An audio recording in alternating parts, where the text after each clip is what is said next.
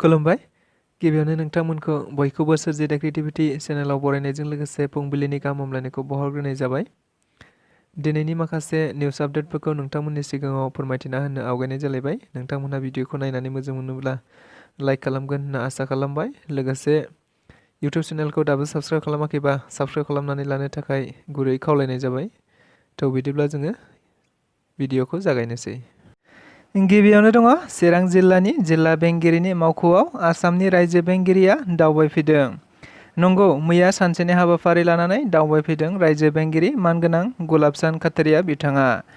मिथिनाय बायदिब्ला रायजो बेंगिरिया मिरु सरकारनि माखासे गोनांथार बिथांखिफोरखौ लानानै चिरां जिल्लानि जिल्ला बेंगिरिजों लोगोसे गासै बिफाननि बिबानगिरिफोरजों जर'खायै सावरायज्लायनाय जायो होनना मिथिनो मोननाय जादों। मख'जाथावदि मैयानि बे सावरायज्लायनायाव एमपि रोनगोरा नार्जारि आरो एमएलए जयन्त बसुमतारिजों लोगोसे गोबां बिबानगिरि बिथांमोनहाबो बाहागो लाबावदों होनना मिथिनो मोनबावनाय जादों। बिजनी जिल्ला बिपिएफ राजबंशी सेल दानाय जायो। आथिखालाव बिसायख'थिनि साखाथियाव जेबो दोहौ नुनो थाङाखैब्लाबो बायदि राजखान्थि दोलोफ्रा गाव गावनि राजखान्थि दोलोखौ राफोद खालामनो थांखिजों गावबागाव बायदि गोबां हाबाफारिफोर लानानै साग्रिद जानायखौ नुनो मोननाय जादों। नंगौ, बेबायदिनो हाग्रामा महिलारि दैदेननाय बिपिएफ राजखान्थि दोलोआबो गुबुन गुबुन समाव बायदि हारिफोरनि थाखाय राजखान्थि सेलफोर दानायफोरखौ नुनो मोनबाय थानाय जादों। थिग बेबायदिनो मैया बिजनी जिल्ला बिपिएफनि बानजायनायाव बिजनीआव मोनसे सावरायलायनायनि गेजेरजों राजबंशी हारिनि गेजेराव बिजनी जिल्ला बिपिएफ राजबंशी सेल दानाय जायो होनना मिथिनो मोननाय जादों। मख'जाथावदि बे राजबंशी सेलनि बिपिएफनि गोदान आफादनि आफादगिरि महरै महेन्द्र बर्मन आरो गाहाय नेहाथारि महरै बलेन्द्र रायखौ सायख'नानै लानाय जायो होनना मिथिनो मोननाय जादों। लोगोसे बे आफादखौ दाखांनायनि उनाव खौरां बिजोङाव फोरमायदों दि गुबुन हारिनि सुबुंफोरा गाव गावनि हारिनि जौगानायनि थाखाय हाबा मावनो थांखिजों बिपिएफआ सेल दानानै होनाय जादों। बेखायनो फैगौ समफोराव हाग्रामा महिलारिखौ देरहाहोनो थाखाय मैखोमै खामानि मावलांगोन होननाबो बुंथिबावो बिथांमोनहा। रायजोआव आरोबाव मोब्लिब थारनि नांजाबनायाव अर खामदों। जाथाया जादों डिब्रुगड़आव थानाय केन्सार केयार सेन्टाराव। मिथिनाय बायदिब्ला जाथाया मैया फुंनि फ्राय 4 रिंगासोआव जादों। बे सेन्टाराव गोदानै बानायजानाय मोनसे मोब्लिबारि ट्रान्सफर्मारआ हरखाब अर खामनायनि जाहोनाव जादों बे जाथाया। लोगोसे खौरां मोनबावनाय बायदिब्ला बे अर खामनायनि गेजेरजों जेबो खहा जायाखै आरो सासेबो सुबुङा जेबो रोखोमनि जोखोम एबा जिउ खहा जानो गोनां जायाखै होननानै मिथिनो मोननाय जादों।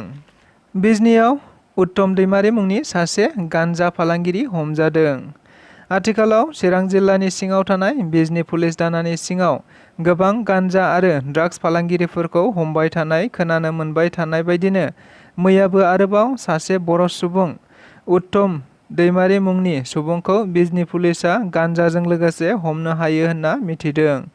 मिथिनाय बायदिब्ला बिजनी पुलिसआ स्रोत सुलुंनिफ्राय खौरां मोनना मोनसे नायबिजिरनाय एबा सिग्रोमनायखौ जागायदोंमोन, जेराव बिजनीनि 27 नं राजा लामानि सियालमारियाव बे गान्जा फालांगिरि उत्तम दैमारिखौ हमनो हानाय जायो होनना मिथिनो मोननाय जादों। मख'जाथावदि हमजानाय गान्जाखौ फ्राय 5 केजिसो जागोन होनना खौराङाव मिथिनो मोनबावनाय जादों। उरिष्यानि उनाव दायो आसामाव ट्रेननि जाब्रबथाय। मैया बङाइगावआव जानानै गुवाहाटी थांबाय थानाय गंसे मालजों आबुं ट्रेननि गासै 16था डाब्बाया गोग्लैयो आरो इन्जिनजों लोगोसे 6था डाब्बाया जना खारबाय थायो। खेबसे नङा, खेबनै नङा, फिसा ट्रेननि जाब्रबथाय जानायखौ दायो आसामावबो नुनो मोनबाय थानाय जादों। नंगौ, बेबायदिनो मैयाबो गंसे मालगारिया बख'नि सिंग्रायाव जादों बे जाथाया। मख'जाथावदि बे जाब्रबथायाव रावखौबो जेबो रोखोमनि खहा जायाखै होनना मिथिनो मोननाय जादों। चिरां जिल्ला दुलाराय बर' फरायसा आफादनि बानजायनायाव मेट्रिक आनजादाव सेथि थाखोआव उथ्रिसारनो हानाय बांसिन नाम्बार मोननाय 10थि फरायसाफोरखौ बरायदों। आथिखालाव दुलाराय बर' फरायसा आफादा फरायसाफोरखौ आरोबाव थुलुंगा होसिनबावनो थांखिजों गासै आसामावनो दाब दाब जायगाफोराव मेट्रिक आनजादाव बर' बिजोंजों फरायनानै सेथि थाखोआव उथ्रिसारनो हानाय फरायसाफोरखौ बरायबाय थानाय जादों। नंगौ, सासे फरायसानो जिउआव गोजौ सोलोंथाइ लानायाव एबा जाफुंसारनो थाखाय गोबां थुलुंगा एबा बोसोननि गोनांथि जायो। जाय थांखिखौ लानानै दुलाराय बर' फरायसा आफादा बरायबाय थानायखौ लाबाय थानाय जादों। नंगौ, बेबायदिनो मैया चिरां जिल्ला दुलाराय बर' फरायसा आफादाबो जिल्लानि सिङाव थानाय बर' बिजोंजों फरायनानै बांसिन नाम्बार मोननो हानाय टप 10 फरायसाफोरखौ बरायनाय जायो। मख'जाथावदि बे हाबाफारियावनो मिरु दुलाराय बर' फरायसा आफादनि मानगोनां गाहाय नेहाथारि कनिन्द्र बसुमतारिजों लोगोसे मोनसे हानजाया बाहागो लाहैनाय जायो। लोगोसे बिटिआरनि मावफुं सोद्रोमा रनजित बसुमतारि, एमएलए जयन्त बसुमतारि बिथांमोनहाबो बाहागो लादोंमोन होनना मिथिनो मोनबावनाय जादों। क'क्राझार प्रेस क्लाबनि आफादगिरि नेहाथारिजों लोगोसे गासै खौरांगिरि सोद्रोमाफोरा गोसोम बेज गानना खुद्रिसारदों। मिथिनाय बायदिब्ला थांनाय 3 जुनआव बङाइगावआव एएनआइनि खौरांगिरि भारत पासवान बिथांखौ थिखादार सुकुमार देब नाथआ गुन्दा बाहायना बुदोंमोन। जाहोना जाबाय खौरांगिरि भारत पासवान बिथाङा थिखादार सुकुमार देब नाथनि रां जाख्ल'नाय माखासे बाथ्राफोरखौ सोराङाव लाबोदोंमोन।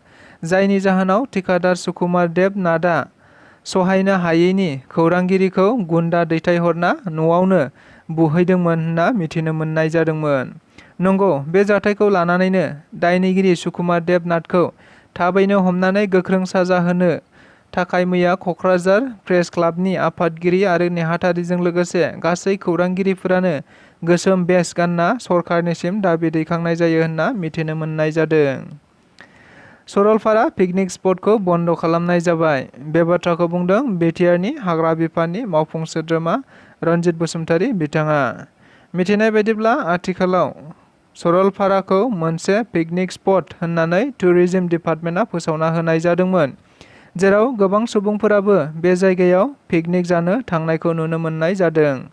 नाथाय बिथां मावफुं सोद्रोमा रनजित बसुमतारिया फोरमायनाय बायदिब्ला बे जायगायाव पिकनिकनि मुङाव गोबां जौ जुवा आरो ड्राग्सफोरा सोलिगासिनो थानायखौसो नुनो मोनो। जायनि जाहोनाव रायमना नेसनेल पार्कआ गुबुंले जागोन। लोगोसे बे सरलपारा पिकनिक स्पटखौ सामलायग्राफोरानो जौ फानबाय थायो। जायनि जाहोनाव बे पिकनिक स्पटखौ बन्द' खालामनाय जाबायब्लाबो दासिमबो बन्द' खालामाखै। बेखायनो बिथाङा बुंबावदोंदि मानि जाहोनाव दासिमबो बन्द' खालामनाय जायाखै बेनि सायाव थाबैनो एक्सन लानाय जागोन होननाबो गोख्रों रावजों बुंथिना होबावो मानगोनां बिटिआरनि मावफुं सोद्रोमा रनजित बसुमतारि बिथाङा। बेजों लोगोसे दिनैनि रादाबा बेखिनियानो। गोजोन्थों।